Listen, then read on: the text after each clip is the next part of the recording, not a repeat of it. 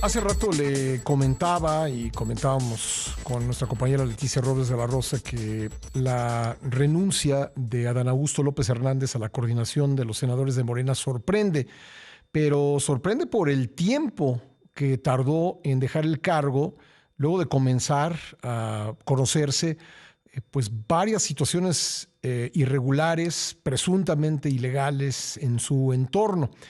Y entre ellas, pues están las inconsistencias patrimoniales. Se acuerda que aquí lo platicamos ampliamente entre su declaración patrimonial y su declaración de impuestos. Y estas inconsistencias llevaron a la doctora Vania Pérez Morales, quien hasta el miércoles pasado fue presidenta del Sistema Nacional Anticorrupción, pues a pedir que se le investigara. Y vamos a platicar con ella justamente sobre estos señalamientos y otros, ahora que Adán Augusto López Hernández por fin dejó la coordinación de Morena en el Senado. Doctora, le agradezco mucho que nos acompañe esta mañana. Buenos días, Pascal, ¿cómo estás? Saludos a ti y a tu auditorio. Gracias por la invitación. Con gusto de que nos acompañe. Bueno, pues me imagino que esto deja una doble sensación o muchas sensaciones. Por un lado, pues finalmente dejó el cargo, pero al mismo tiempo, pues tampoco, lo decía yo también hace rato, en el horizonte no se ve que ninguna de las acusaciones que he enfrentado que en la opinión pública, pues vayan a traducirse en una judicialización. Así es, Pascal. Una de las preguntas que le hacen expresamente el día de ayer al senador, ex coordinador, es que si había hablado este tema con la presidenta. Y dice que él habló con quien tenía que hablar. Ujú. Esto nos deja pues una zozobra y a los ciudadanos que hemos seguido de cerca, pues con quién tenía que hablar, ¿no? ¿Esto tiene que ver con una orden desde Chiapas o esto tiene que ver con una orden desde el crimen organizado? Terrible, ¿no? Porque no se atreve él a mencionar. También me parece pues un machismo tremendo el no poder mencionar a la presidenta y decir, sí, yo hablé con la presidenta para separarme de este cargo. Entonces, este es el primer tema que nos hace ver eh, que parecería que va a seguir el tema de la impunidad, ¿no? Él no se va castigado, él no se va con un tema de una investigación abierta, no por lo menos de manera clara, lo sabemos los ciudadanos, sino el día de hoy todo está en el ámbito de las especulaciones. Ujú. Y esto no debe de pasar cuando ha sido un senador señalado por sus discrepancias. Nosotros denunciamos en octubre del año pasado las discrepancias que había entre las declaraciones patrimoniales de intereses y ante el SAT. No es malo ser rico, lo malo es ser rico eh, dentro del gobierno, porque parecería que es a costa de él. Entonces, me parece que de fondo hay muchos temas, Pascal, y lo que preocupa es, ¿esta será una oportunidad para que él salga a territorio, como dice, o para que se esconda? Ujú. Es una oportunidad para realmente transparentar lo que ha pasado dentro del Senado, porque él no es el único de los senadores que ha sido señalado, no solamente del partido en el gobierno, sino también de muchas otras fuerzas políticas. Y entonces los ciudadanos nos quedamos en medio con esta sensación de, pues no va a pasar nada. El día de hoy, eh, como bien decías, el miércoles pasado dejé el cargo como presidenta del sistema y hasta ese día habían transcurrido ya varios meses y no teníamos ni siquiera un inicio de investigación por parte del OIC, que dicho sea de paso, es nuestro derecho. Sí. Yo decía, bueno, lo escribo en la columna de hoy en el periódico Excelsior, que en cualquier democracia con un mínimo de rendición de cuentas, bueno, pues hay países en donde por la compra de un chocolate una potencial primera ministra perdió su carrera política, ¿no? Y aquí parece que no pasa nada, doctora. Así es, parece que no pasa nada y que entonces lo que tenemos todos los días tiene que ver con impunidad. Es decir, Adán Augusto nos ha enseñado mucho, yo ponía por ahí ayer en un tuit, sabia triunfo, porque bueno, ya de lo que esperamos, pues esto por lo menos es algo, un avance.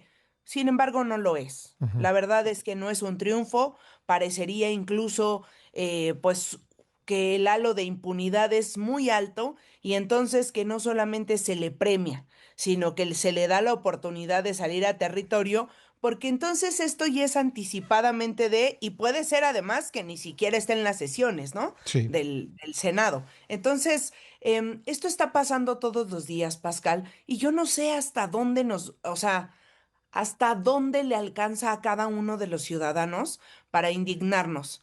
Es decir, cada vez va creciendo más y más y más, y entonces ya nada nos indigna. No importa que haya señalamientos a una gobernadora, a senadores, a legisladores Se vuelve locales. parte del paisaje.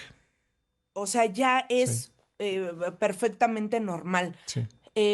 Y esto tiene que ver con un tema de fondo que tú hablas, las democracias. A lo mejor realmente nunca hemos estado en una democracia completamente sana Ujú. o no hemos vivido completamente en una democracia o se nos olvidó, porque el día de hoy lo vemos como natural y es más, decimos, sí, que salga a hacer campaña, ¿no? Sí. Cuando él está anunciando eso, incluso el INE, ojo ahí, pues sería un acto anticipado de campaña. Pues claro, decía yo también hace rato que me parece increíble que un legislador al que le pagamos para que legisle diga abiertamente que va a ir a hacer campaña por su partido, que no se le paga para eso. Doctora, ¿me podría esperar un par de minutos y seguimos conversando? Claro que sí, Pascal, a tus órdenes. Regresamos conversando con la doctora Vania Pérez Morales, académica de la UNAM y expresidenta del Sistema Nacional Anticorrupción.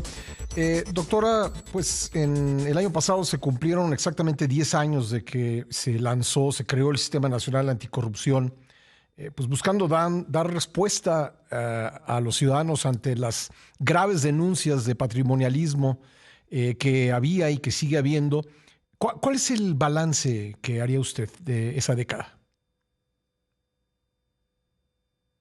Ha sido una década que se ha ganado temas, pero han sido, la verdad, paupérrimos respecto a los niveles de corrupción que tenemos en México. Tenemos un entramado institucional reconocido de manera internacional por organismos internacionales en el mundo como uno de los mejores andamiajes institucionales.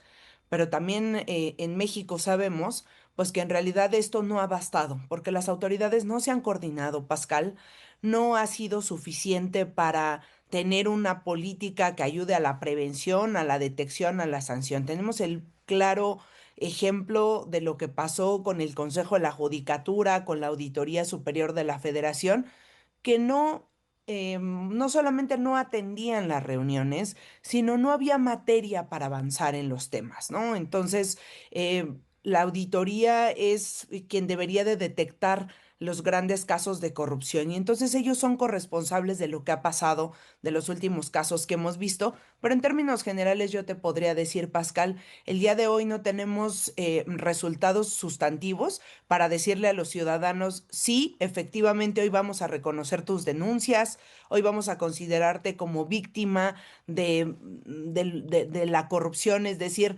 resarcirte el daño cuando no obtienes medicinas por corrupción, cuando no puedes acceder a la educación, etcétera.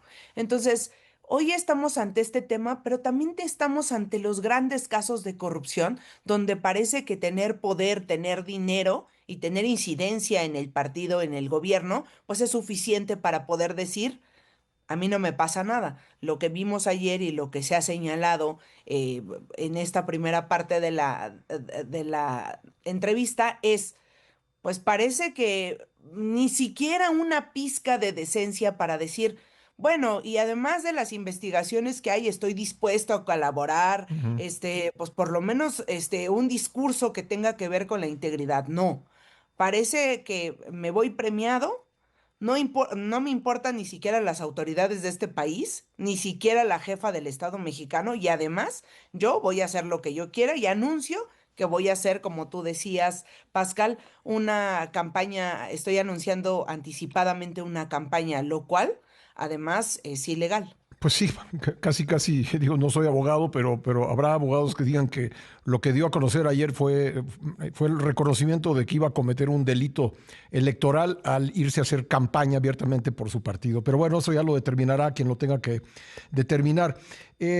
Doctora, ¿por qué ha sido? ¿Ha sido falta de consistencia de los ciudadanos en exigir sus derechos, en exigir rendición de cuentas, o ha habido bloqueos por parte de ciertos políticos, ciertas autoridades a los trabajos del sistema? ¿Qué fue lo que pasó en estos 10 años que no dio los resultados que pues todos queríamos, digamos?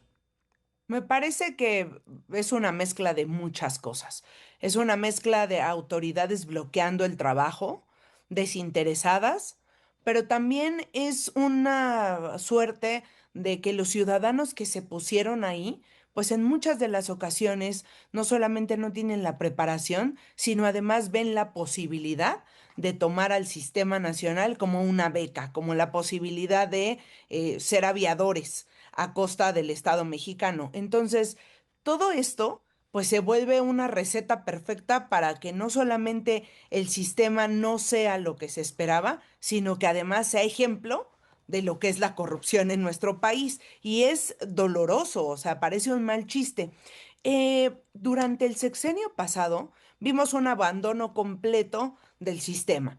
De hecho, ocupó las mañaneras muchas veces el expresidente para decir que el sistema no servía, que había gente ahí que cobraba demasiado dinero, que lo quería desaparecer. Me parece que en muchas ocasiones sin ni siquiera entender el esfuerzo, pero este mensaje que se mandaba era: no les hagan caso. Ujú. Entonces, una plataforma digital nacional que debió de avanzar para hacer evoluciones patrimoniales y ver en un clic si se estaban enriqueciendo o no ilícitamente servidores públicos, pues no fue posible porque los entes y las instituciones que debían de dar su información, pues decían, el presidente dice que no. Ujú. Entonces hubo un abandono durante los 6 años pasados y en este sexenio vimos un interés de vamos a recuperarlo, vamos a echarle ganas, pero no es suficiente. O sea, un año frente a 6 y los primeros, el primero dentro del sexenio de Enrique Peña Nieto no ha sido suficiente. Entonces, en este momento vemos ciudadanos capturados. El día de hoy, las dos posibilidades que hay de quedarse al frente del sistema están acusados de manera penal y administrativa, ¿no? Cuando dice la ley que deberían de ser ciudadanos con una reputación intachable. Eh, Eso por un lado. Por el otro, no han sido ciudadanos que han puesto ahí temas de gran corrupción. Tiene 10 años el sistema y hasta esta ocasión, Pascal, se hizo uso. Solamente 2 veces se ha usado el sistema para poner dos grandes casos de corrupción. Perdón, salen globitos porque si le haces así salen globitos, mil disculpas. No, no hay problema. Y sí es motivo de fiesta, pero en Ujú. realidad es una vergüenza que así ocurra. ¿Quién por primera vez utilizó el sistema para que funcionara? La expresidenta Jacqueline Pechar, la primera presidenta del sistema, ella puso Odebrecht y Pegasus sobre la mesa. Después pasó y López Presa puso el socavón del Paso Express, aunque no logró ser un tema que congregara a todas las instituciones. Y 10 años después de la reforma constitucional, pongo sobre la mesa yo Segalmex, Odebrecht otra vez, CONADE, Pemex y el caso de, se me olvidó ahorita el otro que está ahí, pero bueno, pongo sobre la mesa 5 casos y un exhorto para el huachicol fiscal. Y entonces las instituciones comienzan a responder, empiezan a hablar, pero también mucho es de una ciudadanía pues que está empujando que los temas ocurran. Pero cuando tenemos ciudadanía desinteresada, Ujú. autoridades de que les es más cómodo no asistir o no estar, entonces lo que tenemos es pues la mezcla perfecta para tener ahí un elefante blanco que tiene presupuesto, pero que no sirve para nada. Entonces me parece que el Sistema Nacional Anticorrupción requiere que las autoridades tomen con seriedad sus atribuciones, los ciudadanos que están dentro del sistema con seriedad sus atribuciones y se pongan a trabajar. Y si no, de otra manera, pues las autoridades deberían de ponerle sanciones por no hacer su trabajo, pero el día de hoy eso no está pasando. Entonces, debido a eso, pues presentamos una reforma para fortalecer el sistema. La presentamos el 19 de enero, que fue una de las cosas que yo me comprometí a hacer. Sin embargo, también es complicado, Pascal, porque no sabemos si eso va a ser real. No sabemos Sí. si va a pasar la reforma, si la tomarán con seriedad y en el futuro vamos a tener un sistema diferente. Lo que es un hecho es que México requiere una autoridad anticorrupción responsable de lo que está pasando Sin en duda. México. No podemos diluir la responsabilidad y entonces este entramado institucional, decirles, ustedes son corresponsables de todos los casos de corrupción que han pasado y que parece que los han bateado, con todo, pues con todo el cinismo posible y que no ha habido resultados tangibles en la materia. Hay un par de instituciones que les interesa, pero en realidad son pocas y Ujú. esto se multiplica por 32 entidades federativas que lo que buscan es tener presupuesto, pero no incidencia en mejorar las condiciones de integridad en el país. Bueno, yo nada más agregaría que los ciudadanos tenemos que exigir, porque si no, pues no va a suceder nada. Pues doctora, yo le agradezco mucho la posibilidad de conversar con usted esta mañana. Siempre seguimos a la orden, Pascal. Gracias por el espacio y efectivamente decirle a la ciudadanía que la única herramienta que puede sacarnos adelante es la exigencia ciudadana y el periodismo que nos siga informando. De otra manera, seguiremos un poco con el camino perdido. Abrazo fuerte a todo el Igualmente para usted. auditorio. Gracias, la Hasta doctora luego. Vania Pérez Morales. Vamos a